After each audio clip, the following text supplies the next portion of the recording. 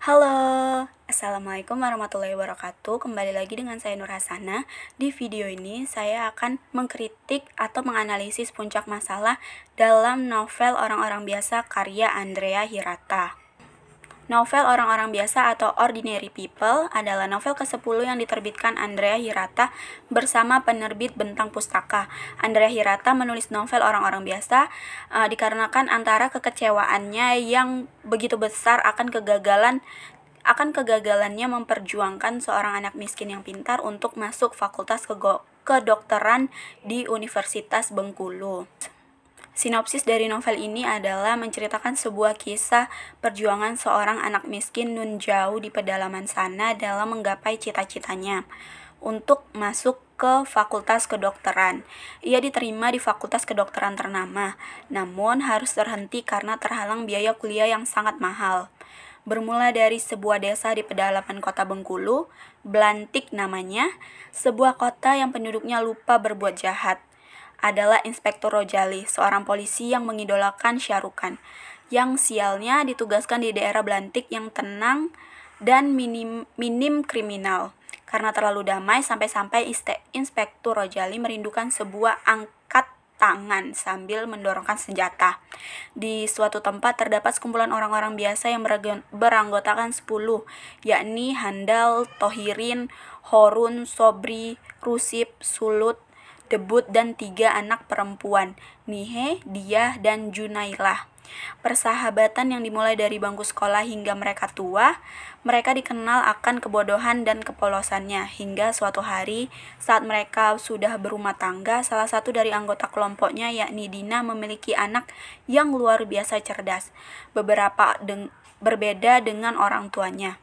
Anak ini memiliki cita-cita yang tinggi, termotivasi karena ayahnya sakit dan hanya dokter spesialislah yang bisa menyembuhkannya. Karena kemiskinan dan dia tidak punya biaya untuk berobat, Aini memiliki tekad yang ingin menjadi dokter spesialis agar bisa menyembuhkan ayahnya. Suatu hari ketika ke-10 orang ini tahu bahwa Aini ingin menjadi dokter dan ingin kuliah di fakultas kedokteran, namun terhambat biaya karena memiliki sebuah rencana besar, rencana merampok sebuah bank agar bisa membiayai kuliah Aini. Namun karena pada dasarnya mereka ini bodoh dan polos, apakah rencana mereka berhasil? Tentu tidak. Karena sejak awal mereka pikir dengan membantu meringankan beban salah satu temannya itu, meskipun dengan cara kriminal, mereka beranggapan sebagai tindakan yang mulia. Sebuah tindakan pencurian bertopeng monyet dengan berbekal meniru adegan-adegan dari film di TV, tanpa satu orang pun yang memiliki pengalaman dalam merampok bank.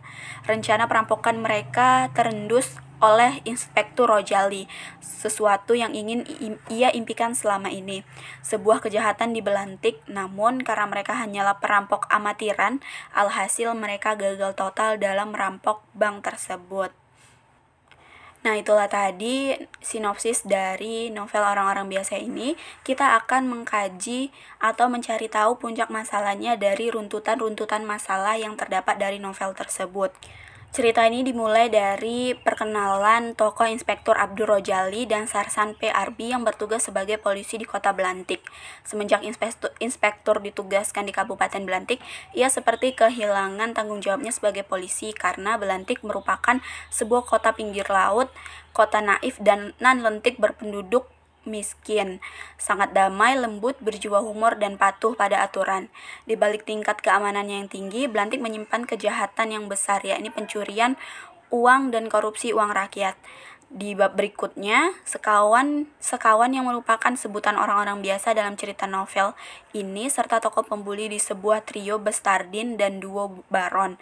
Pengarang juga menceritakan kehidupan 10 sekawan dan geng pembuli tersebut setelah dewasa, dan tokoh ini yang merupakan anak dari Dina, salah satu murid bangku belakang. Selanjutnya, permasalahan juga muncul. Masalah yang muncul adalah perubahan sifat Aini yang semula digambarkan sebagai anak yang bodoh di bidang matematika, tidak mempunyai cita-cita dan enggan bertanya setiap guru menjelaskan pelajaran. Kini ia menjadi anak yang rajin membaca, gigih, pantang menyerah, dan mempunyai cita-cita yaitu menjadi dokter ahli. Motivasinya disebabkan karena mengetahui adik bungsunya mengalami gejala penyakit seperti mendiang ayahnya. Akhirnya perjuangannya membuahkan hasil. Ia tamat SMA dengan nilai matematika yang sempurna dan lulus tes masuk Fakultas Kedokteran. Selanjutnya, permasalahan semakin meningkat ketika Aini bersama ibunya Dinah mencari pinjaman uang pada keluarga, kawan-kawannya, pada koperasi, pada bank kesana kemari, tetapi tidak ada yang mau memberinya pinjaman satupun, karena ia tidak mempunyai jaminan untuk menembusnya.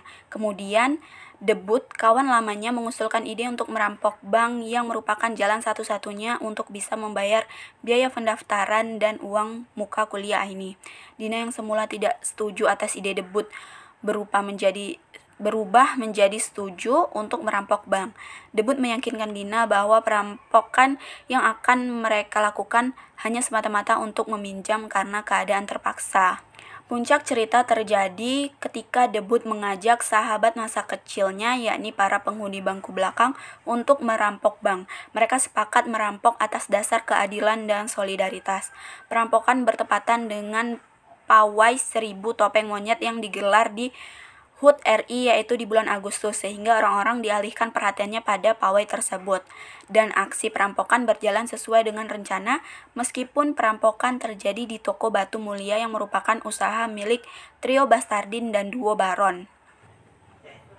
Setelah terjadi puncak masalah dalam novel tersebut, di novel ini juga diberikan peleraian. Peleraian ini ditandai dengan menurunnya konflik. Setelah aksi perampokan yang dilakukan oleh tokoh orang-orang biasa berhasil, perampok merasa lega karena tak tertangkap security ataupun pihak berwajib.